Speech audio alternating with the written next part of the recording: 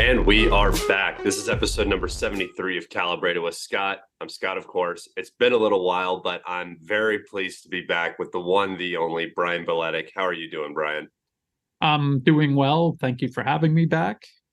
Yeah, it's been what, 3 weeks for us since we've done a program together, and 2 weeks for me. So I'm gonna be knocking some rust off while we get into this one. But I'm glad to be back, and I'm glad that I'm back with you today. So let's hop right into it because we got a lot to cover. Um, we have a number of topics to dive into today, starting with I would like to start with the situation around Avdeevka and the correlating situation around the counteroffensive. And then I would also like to talk about the ATACMS delivery and what we saw from that and what can be expected from that in the future. And then maybe also possibly touching on some Israel stuff today. So let's start with Avdeevka. Can you give me a little rundown of what's been going on around Avdeevka and what's been going on in the Ukrainian counteroffensive? Okay, so people who are not familiar with Avdeevka, it's right outside Donetsk city, and this is primarily where Ukraine was shelling Donetsk city from, one of several places, and this is one of the most heavily fortified cities that Ukraine has under its control along the line of contact. Russia has been trying to improve its position around this city all throughout the special military operation. There have been some previous attempts to encircle it, and now it looks like they're back to trying that again. But they do it in the same way that Russia has been doing everything offensively, in this very slow, methodical process. They're not attempting big arrow offensives. They're not sending human waves. We're not seeing the Russian version of the Ukraine spring or summer offensive, whatever anyone wants to call it. So I think people should be patient. They shouldn't expect too much too quickly. But as I always say, especially now, some of the things that we're going to be talking about in terms of Ukraine's combat power and the West's ability to replenish it, there could come a catastrophic collapse of Ukraine's fighting capacity. And if that happens, then we may see unexpected Russian progress. But until then, until we see that, we should expect this to just be a slow, grinding, methodical process of cutting those forces off, encircling them, and just wearing down the defenders. Yeah, I think that something that people need to keep in mind is that these are two very different offensives. We just got done watching the Ukrainian offensive, the Ukrainian counteroffensive rather, and a lot of people I see are making direct comparisons, and I think that there are some big differences that need to be referenced here when we're talking about these two events. The Ukrainian counteroffensive was a territorial-based offensive that was set, or the goals of this offensive were to reach the Sea of Azov and cut off the land bridge to Crimea, isolating Crimea, right? I think everybody can agree to that. That was pretty much the openly stated objectives. So in terms of actual goals, the Ukrainian goal was territory, right? They needed to get to a certain place by a certain time to achieve the operational objectives of their offensive. The Russians their objective is capturing a fortified position.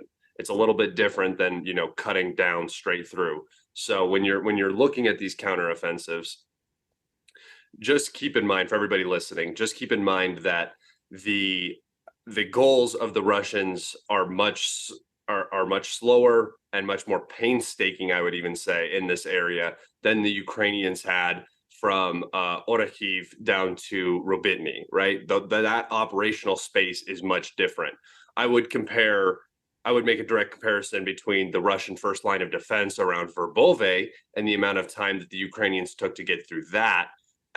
I would equate that to what's going on around Avdeevka, right? With the amount of fortifications, the amount of set kill zones, minefields, all of that, it is more equivalent. So what the Ukrainians faced in the final 2 months, maybe, of their offensive, the hardships they had getting through that first line of defense, that's what the Russians have done, west of Krasnohorivka and around the Terrakon, which is the industrial waste bound, the high point around Avdeevka, which is the first major objective and achievement of the Russian counteroffensive.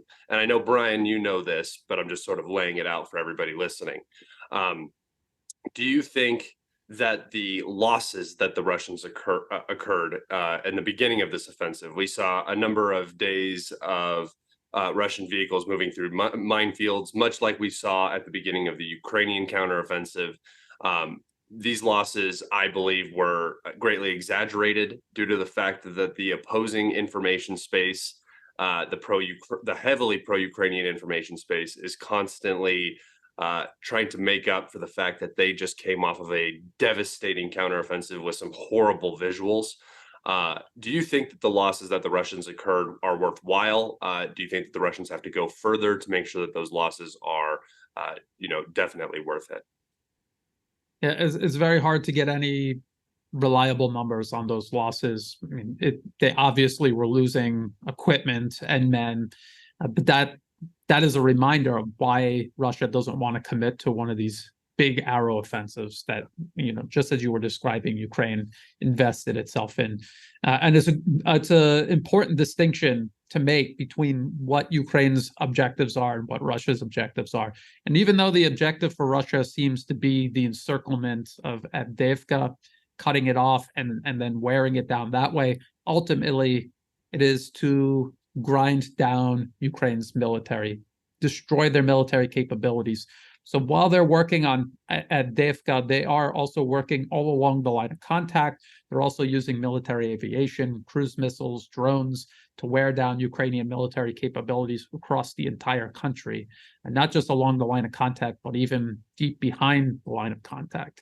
And as that happens, and as Ukraine's military capabilities degrade, that is going to open up opportunities. It's going to make it easier for Russian forces along the line of contact to advance, which is probably something they want to wait for. So yes, they had some objective that they absolutely had to achieve, and it seems like they did, and they paid a cost. There's a price for that. They've paid it, but ultimately they can sustain a more incremental and methodical approach now. And with the Ukrainians talking about these Russian losses, we have to remember Russia has the capacity to replace these losses. Ukraine does not. These were not losses anywhere near what Ukraine had been losing for 5 months now, the last 5 months. And Ukraine has no ability to replace its losses in the same manner Russia does. So they have more equipment, more ammunition, more men. They have the ability to bring more onto the battlefield as needed. Ukraine does not. So we have to keep all of that in mind when we're comparing these different operations. Another thing that you need to compare is and really focus on is when it comes to the conversation of losses. The Ukrainians are not counting theirs, and they do not talk about it at all. But the situation that the Ukrainians are in right now is about a 7-kilometer gap between two Russian positions that overlook the main supply route into Avdeevka. Basically, what we're looking at right now is a similar position to what the Ukrainians were in around Bakhmut, where they were funneling troops and equipment into a fishbowl, basically, that was covered by Russian aviation and artillery and drones. And they were doing that while being observed by the Russians, right? From the northern highway around Bakhmut and around Kleshchievka. The Ukrainians really were just continuously taking losses on what you would call like a highway of life, or what would eventually become a highway of death, right? So the Ukrainians are in a very disadvantageous position where they're forcing reserves into a salient that they're trying to hold against Russian pressure, where Russians have a superiority in aviation and artillery. So you don't ever hear about Ukrainian losses from glide bombs, right? But we see dozens fall on the city every day. the Ukrainians are definitely taking attrition, and getting your wounded out of that city is just as difficult as getting fresh troops in. So there are a lot of complexities at play right now for the Ukrainians, and that's why we're seeing so many reserves being brought in. We've seen the 47th, or what is left of it. I can't even believe that brigade is still being moved around after what happened to it in Zaporozhye. Do you think that this is a sign that Ukraine's operational reserves are beginning to run thin? And as I suspect, as I'm suspecting will happen, do you believe that this will start to create bigger issues for Ukraine over the winter in other areas, such as Zaporozhye, where their offensive is now probably going to be reversed? The LPR, where the Russians are poised to push towards the Oskol, and other areas like Bakhmut, Ugledar, and so on. Yes, absolutely. It's desperation. They're moving these brigades that need to be reconstituted. They can't reconstitute them. There's nothing to reconstitute them with. They're just sending them over to Avdeevka. And we talked about this before we started recording, but Ukraine has officially announced that its southern offensive is on an operational pause, which is just their way of saying it completely failed. It's over. And now they're going to move whatever they still had in that area, committed to trying to do some sort of breakthrough. They will keep troops there to hold the line, and they will move everything else to where it's needed, which is Avdeevka. And we remember actually Bakhmut, that was unfolding ahead of Ukraine's offensive, and we were always talking about how it seems like they're sending a lot of their best trained troops, their best equipped troops. A lot of this NATO equipment was showing up around Bakhmut. Why were they doing that? Why weren't they keeping that someplace safe for the offensive? Instead, just as you say, they were feeding it into that. That was the whole purpose of Bakhmut, was to draw in as much Ukrainian manpower and equipment as possible, and to put them in a weaker place when they finally did launch their offensive. They decided to launch the offensive anyway. If you ask me, the best time for an operational pause, a real operational pause, would have been a week into the offensive, when it was obvious they weren't ever going to get through. Yeah. They could have preserved all that manpower, all of that equipment, all of that ammunition that they are now out of. They could have kept that, and they could have used that where they felt they needed it best. Now they've exhausted that, and they need it most in Avdeevka, and they don't have it. I think we were talking about this at the end of June. We've been doing podcasts throughout the entire counteroffensive, and when June came around, or right at the beginning of July, I was looking at the situation, and I'm saying, we've seen 2-3 Leo Bradley pileups now. Strikers are beginning to get involved, and the Ukrainians haven't reached Robitny yet.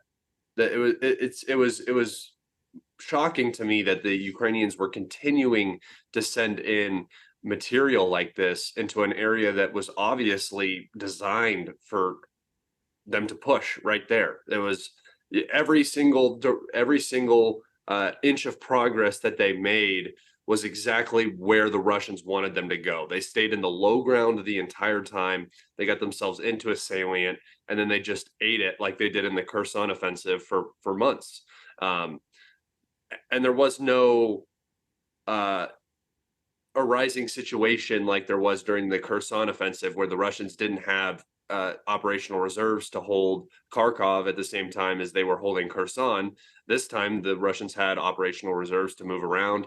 They brought in whatever they needed whenever they needed it, and they were able to maintain their stability on every other front, because the Ukrainians also were pushing around Bakhmut, which failed, and around Kherson across the Dnieper River, which also failed. And we've very recently seen actual water landings by the Ukrainians on large barges that were destroyed, obviously because you're moving across a combat zone in a barge. But we've seen the Ukrainians continuing to try, and I know you just mentioned the operational pause, but over the last 3 or 4 days, I've seen probably more Leos getting taken out by FPV drones in the Orikhiv sector, which is the Robitny area. than I did over the last 2 months. So they are continuing to funnel Western armor into this area, and I I had a conversation and I wanted to talk to you about it. I had a conversation on Twitter and I wanted to talk to you about it. What do the Ukrainians expect to get out of this area at this time? Are they just doing this to keep up the perception that they're doing something? That seems horribly wasteful and an amazing mismanagement of resources when you could be losing a fortress city.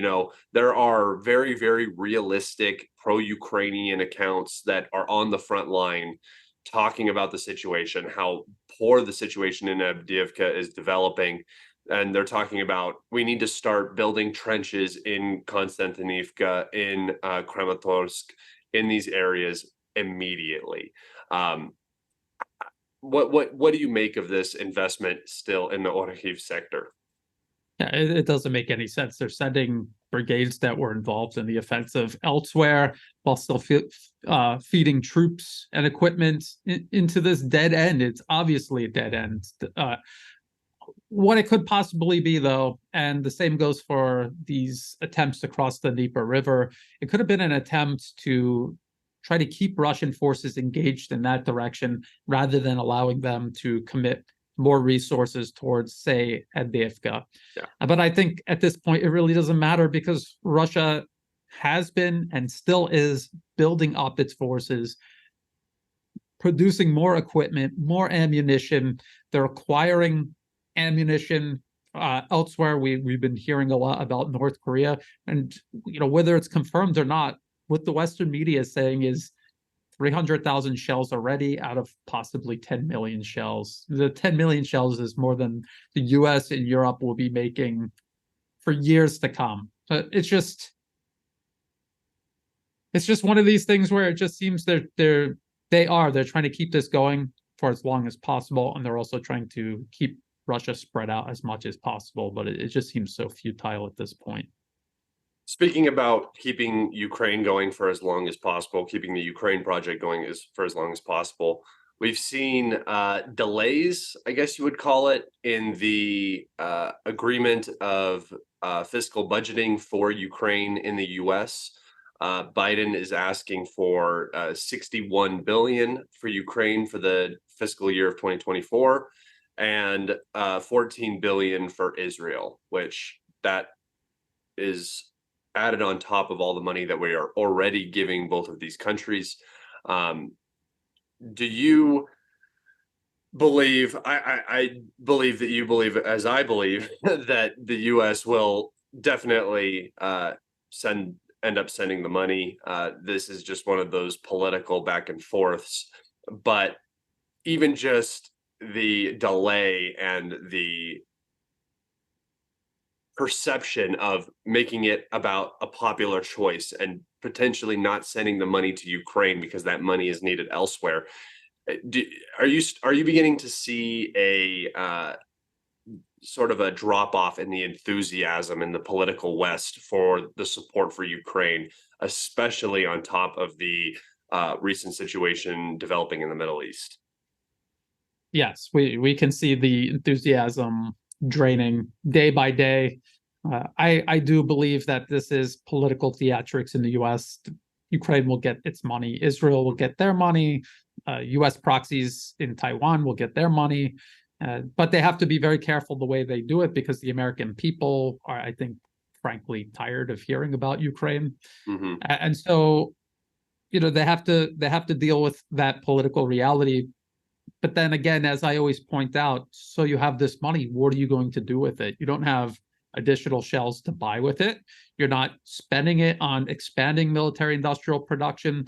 Yes, the money is needed in Ukraine because the US and Europe are paying for absolutely everything. It is a country on life support, and it's the US and Europe providing that life support. So the money is essential, but in terms of the ongoing fighting, it really is a lack of weapons and ammunition, and that is a problem the US and Europe cannot solve. Also, before we started recording, we were talking about the EU sending 1 million shells to Ukraine. This was something that I had honestly assumed they had already sent to Ukraine ahead of the offensive. I thought that million shells, I added that into all of my calculations. It was actually there, but now it turns out they've only sent around 300,000 shells. And they don't think that they'll be able to send the full number, 1 million shells, by I think it's March next year. That was the target. And they're having problems ramping up production in Europe. The US is having problems ramping up production. And even if they weren't and they were on target, this was only going to happen around 2025 when they expanded production, and it's still less than what Russia is making right now. Not even talking about what they might be getting from North Korea or other allies. Yeah. I think that this is going to be the biggest shortcoming for Ukraine in the coming weeks and months. We've already heard anecdotal reports, of course, that Ukraine has moved a majority of their artillery to Avdeevka. Everything that they had in Zaporozhye, the Russian units in Zaporozhye are talking about how quiet it is, how it hasn't been this quiet in a long time in terms of counter battery and artillery, just landing around them. There's just less and less of it. Also in the LPR, they're talking about how the artillery has become thinner and thinner because they had to move what they had left, the Ukrainians, to Avdeevka. We've also heard reports that the shells are being conserved even more greatly now that the counteroffensive is over.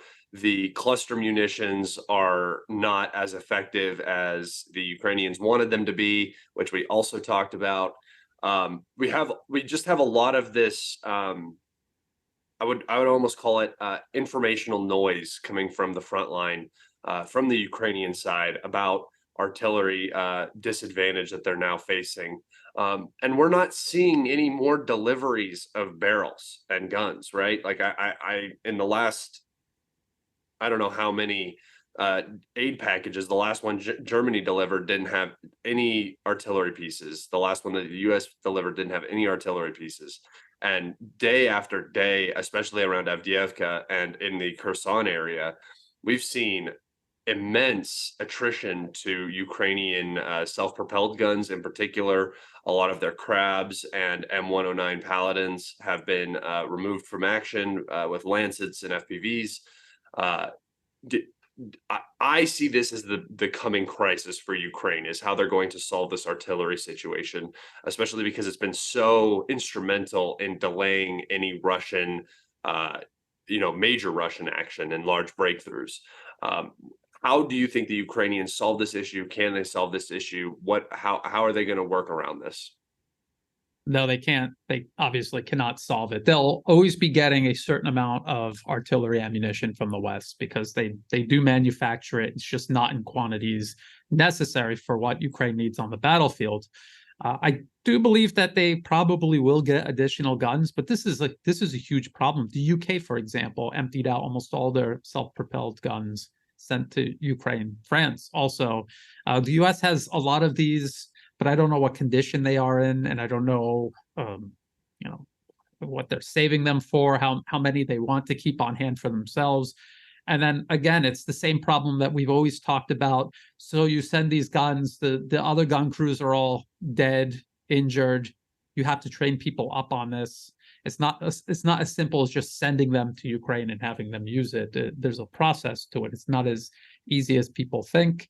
And so that is a problem they're not ever going to solve. And it's just going to be one of these things where it just keeps degrading and degrading and degrading, and it's going to be followed by cracks forming along the line of contact that Russia is going to be in the perfect position to take advantage of. And you and I had been saying for months before the offensive was even launched, that it doesn't matter how successful it is, they will exhaust themselves, and Russia is getting stronger. And we see that right now. That is the reality on the battlefield today.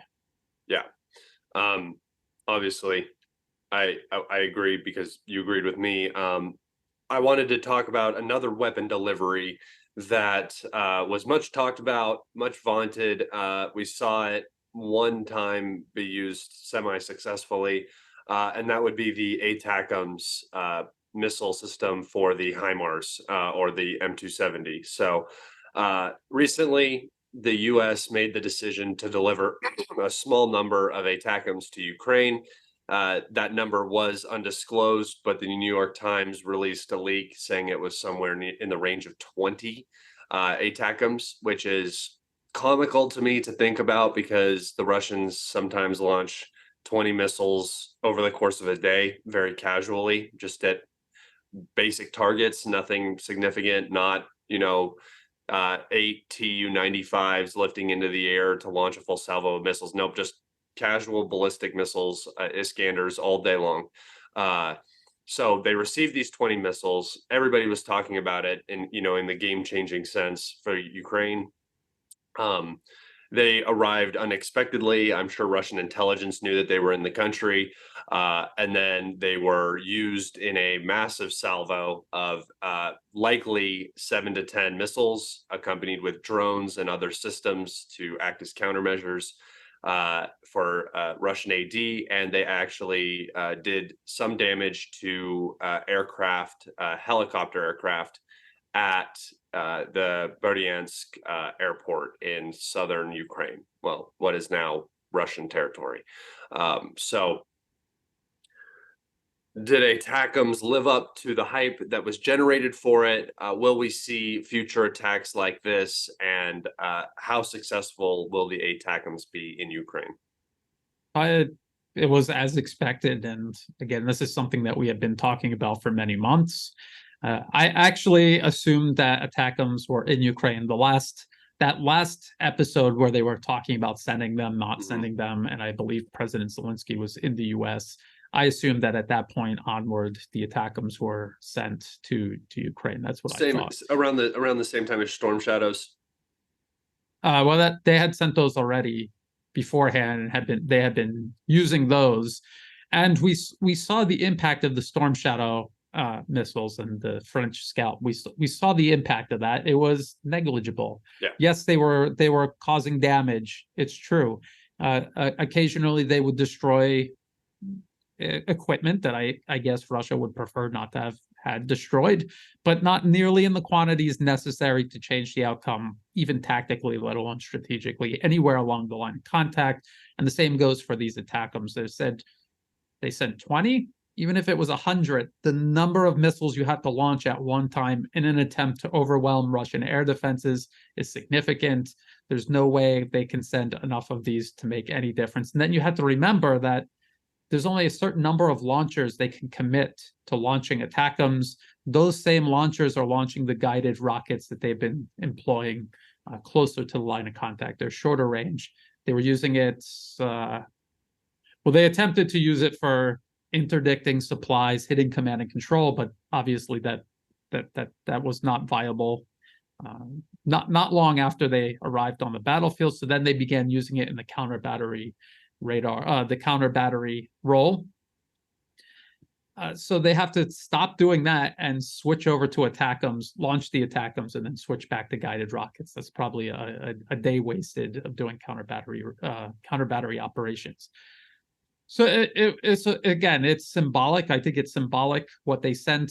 You were talking about this last German aid package. When you look at the numbers and you think about how long the line of contact is, it's almost a joke. It's almost comical that there's this huge battle going on, this long line of contact, and this is the meager numbers that they're sending. It's an admission that they cannot sustain this, but they're symbolically trying anyway. It's funny that, a lot of the pro-Ukrainian and actual Ukrainian government and military, they're often talking about these wonder weapons is what everybody likes to joke about. But these very highly advanced weapon systems that Ukraine would only ever receive in limited number because the US only ever makes them in limited numbers, right? It's funny that there's so much emphasis and focus on those when really what Ukraine needs is what they often tease the Russians about, and that's D-30s and millions of artillery shells from North Korea. That's what Ukraine needs right now. What Russia is getting from North Korea is exactly what Ukraine needs. Ukraine doesn't need 20 ATACMS missiles. Even if they use them up with 100% effectiveness, they took out significant targets. You only have 20, right? It's not going to be what you need to actually achieve victory on the battlefield. It's what you need to achieve PR victories in the information space. And that's exactly what happened with the Berdiansk airfield. They claimed, I think, 24 helicopters were lost, which is just absolutely insanity. I think on the satellite images I saw maybe 5 at the most, and those aren't even confirmed. You couldn't even see the wreckages. So, it was I guess you would call it an embarrassment. I don't think people really have a full understanding of how wars work, and how air defense works. It's not an impenetrable shield. It is a numbers game. You are trying to reduce the damage to your rear line units from deep strike capability. And if you can shoot down, 70% and 30% get through, that's 70% that it isn't destroying your equipment in the back. So I think that that's something that people also need to just manage their expectations on. Air defense is not some immaculate protection system. It is just a numbers game. I did want to touch on Israel because it's just so overwhelming and impactful, especially to the Ukraine conflict. And I wanted to start by talking about what your expectations are for a proposed invasion of Gaza by Israel. I'm starting to come to the idea that there will not be a major ground invasion like the Israelis have been talking about. I just don't think funneling that much men and material into a Fallujah-like situation in country during a time of political unrest is really the best way of going about business. I think that they're going to continue just carpet bombing until they can kind of declare it a victory. How do you see the situation in Gaza progressing? Well, first, before we even get to that, artillery shells that were allotted for Ukraine are now being diverted to Israel. So even the insufficient amount of artillery that the West is able to send Ukraine is being cut down even further, and it's being diverted to Israel. And I'm sure if Israel does get involved in a protracted conflict, either just with Hamas in Gaza or with Hezbollah as well, as that drags on, they're going to need additional munitions from the U.S., and some of that may be munitions and weapon systems that the U.S. had been sending to Ukraine that will also get diverted to Israel. Now, in terms of a ground incursion into Gaza, they're doing things that I guess you could call shaping or maybe reconnaissance by force. We saw a limited incursion the other day into Gaza, or at least that is what was reported.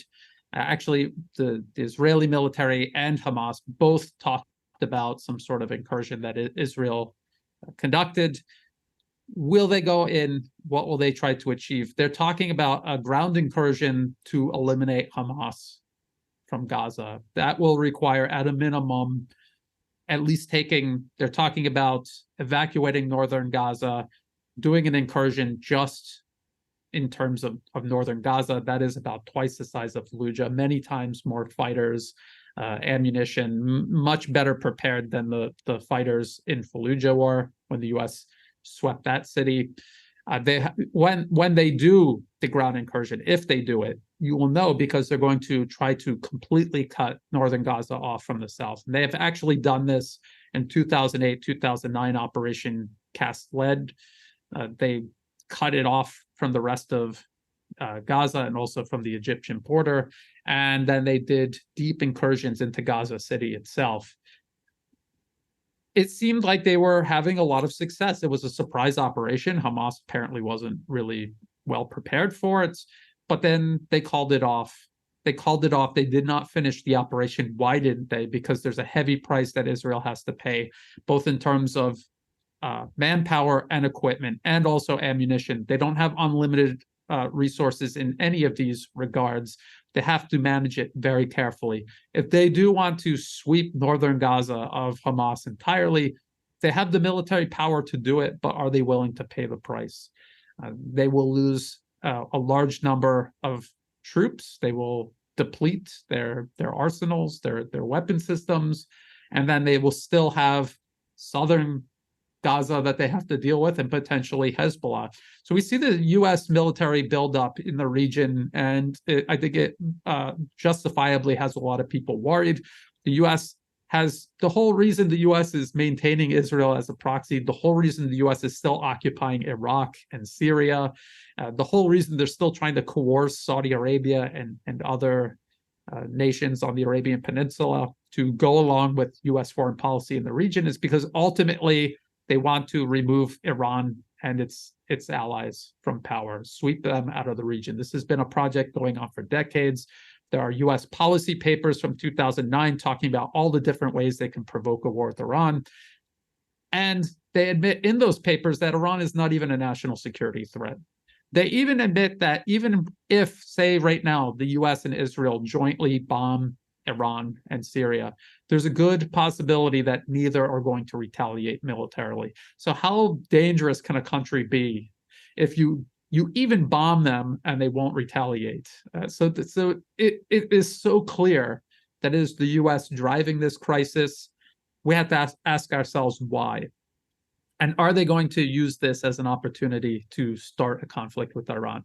I don't know, but I think people should be prepared for that possibility. What they could also be doing is just providing cover for Israel. If Israel is actually committed to going into Gaza, clearing out Hamas, they're going to be cutting it very close in terms of manpower and equipment. They have no leeway for an additional contingency like fighting Hezbollah in southern Lebanon. So that may be why the U.S. is there, to kind of provide cover so that no one else even thinks about exploiting the situation when Israel is at this weak point that they will be at the end of any Gaza operation. What do you see as the larger U.S. plan? I guess I would say in the region, but I'm including Ukraine in this region, in this, Eastern Europe, West Asia sort of play. Like I'm failing to see where the U.S. is going to start benefiting. To me, it still seems like patchwork. They're trying to solve issues by creating other issues, and once again, off of the back of chaos, trying to benefit from that. Where do you see this going? How do you see the U.S.'s plan in the region? What's the calculus? I'm just curious. So we know the U.S. is involved in Ukraine versus Russia, and we know that they're involved in Taiwan versus the rest of China. What they're trying to do is encircle and contain both Russia and China, and Iran is a big part of that. If you look at a map, I mean, it's basically the heart of Eurasia. Mm-hmm. Iran is an important ally of both Russia and China. And it was always the plan since the U.S. engineered the Arab Spring. The plan was always to eventually end up in Beijing and Moscow. And Iran was a stepping stone in that direction, eliminating Iran and working your way up through southern Russia and working your way toward China across Eurasia. And that was even something that Senator John McCain had said. He said that the Arab Spring was a virus that was going to eventually target Moscow and Beijing. So that is the overarching plan. The proxy war in Ukraine is doomed, and they've all essentially lost that proxy war. China is becoming stronger every single day. The prospect of the U.S. waging some sort of conflict, proxy or directly against China, and winning, that fades by each day that passes. So maybe they see this as a window of opportunity. They can disrupt. Again, the Middle East was in a transition. It was pivoting away from this unipolar order the U.S. established there toward a more multipolar region. And this is definitely an opportunity to disrupt that. So if they cannot stop Russia and Ukraine, they're running out of options regarding China, especially regarding Taiwan. Maybe this is the one last thing they feel they can do to at least delay this transition from a U.S.-led unipolar world toward a multipolar world. That is what I think. How do you perceive Hamas's actions? And I don't mean their actual actions. I mean the choice to deliberately go into Israel, make a big show of all of this, and then you know, retreat back into Gaza, knowing what was going to happen to Gaza on the back of such an action. What, how do you see Hamas's plan? I'm curious as to what you see there. Was this an attempt to interrupt Saudi-Israeli rapprochement? Was this a way to, I don't know, try to distract the US from Ukraine? Could Russia have been involved? I've heard so many different theories about what's going on. Iran is trying to interrupt peace talks. You know, Israel is in a very weak spot, and Iran can kind of sense that. The U.S. is in a weak spot. The blood's in the water. Some people think that the U.S. is driving it. You know, everybody has their own ideas. From what perspective do you see Hamas coming at this from? People have to remember how Hamas came into power in the first place. Israel admittedly helped maneuver them into power in Gaza.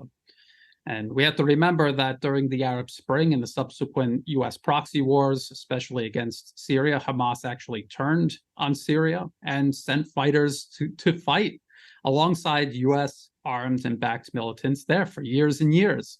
And so when you see Hamas carry out an attack like this, and this is not to question the Palestinian people's right to armed resistance. Israel, under international law, is illegally occupying Palestinian territory. They have the right to fight back, but that's not what I've ever seen Hamas really doing. They do fight back in a certain sense, but then they do things like this where they're giving an opportunity to Israel and their U.S. sponsors to take this process of resistance and transform it into an opportunity to say strike Iran, because that's what we're hearing. We're hearing the U.S.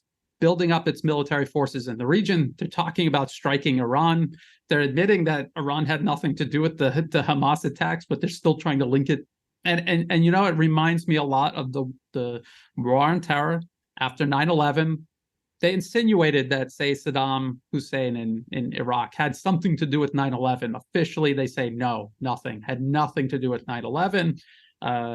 Iraq had actually been fighting against al-Qaeda over the years, and yet they still tried to link it together and lump it all into this regional campaign the U.S. was carrying out from 2001 all the way up until present day, actually. So that's what I see. Hamas is stems from the Muslim Brotherhood. The Muslim Brotherhood played a key role in the U.S. engineered Arab Spring. They still are involved in the armed groups in Syria, preventing Syria from moving forward and rebuilding their destroyed country. So that's how I see it in Gaza. They're there to perpetuate, not end this conflict. And unfortunately, the result is going to be Israel burying people alive in Gaza. And now there's this window of opportunity the U.S. has to finally finish this project in the Middle East that they've been after for decades, especially in regards to Iran. Do you think that that is an overextension currently by the U.S.? Do you think that this is a misstep in U.S. foreign policy? Yes, absolutely. The U.S. foreign policy objectives to encircle and contain both Russia and China is an overreach. It's flawed at the very core of this foreign policy, and everything stemming from it is an overreach. So it is an overreach. Maybe in their mind, they see this as the most plausible of the three fronts that they're trying to wage war and proxy war along. They say maybe we have a chance. Iran's been punished with sanctions for decades. Between them, Russia, and China, that looks like the weakest link. Let's give it a try. Because Ukraine has failed. I think that we can kind of see that is how that's going to turn out. Taiwan almost seems like a non-starter. Like I don't see how the U.S. gets into that front easily. And right now, I don't think that's even a possibility for the U.S. And then the Middle East seems like the only semi-viable option where the U.S. could still dominate in the region. So I tend to agree with you there. I think that's where I want to wrap it up today. We covered most of the topics that I wanted to get into. Brian, where can everybody find you? Well, first of all, thank you again for having me on. People can find me easiest going to YouTube, type in the new atlas, and then in the video description of each video I post there, you'll find all the other places you can follow my work. I'm on Telegram. I'd highly recommend people follow me on Telegram. That's where I post absolutely everything, including entire videos as a backup for YouTube in case I ever get deleted off of that platform. Yeah, and I will have all of Brian's contact information, well, not contact information, but where you can find Brian, his YouTube, his Telegram, and his Twitter in the description of this video. Make sure you guys go follow him for his analysis and his videos. They are excellent and consistent. Brian, anything else you would like to say before we head off? No, just thanks again for having me, and I look forward to coming back soon. Yeah, and we will definitely do this again.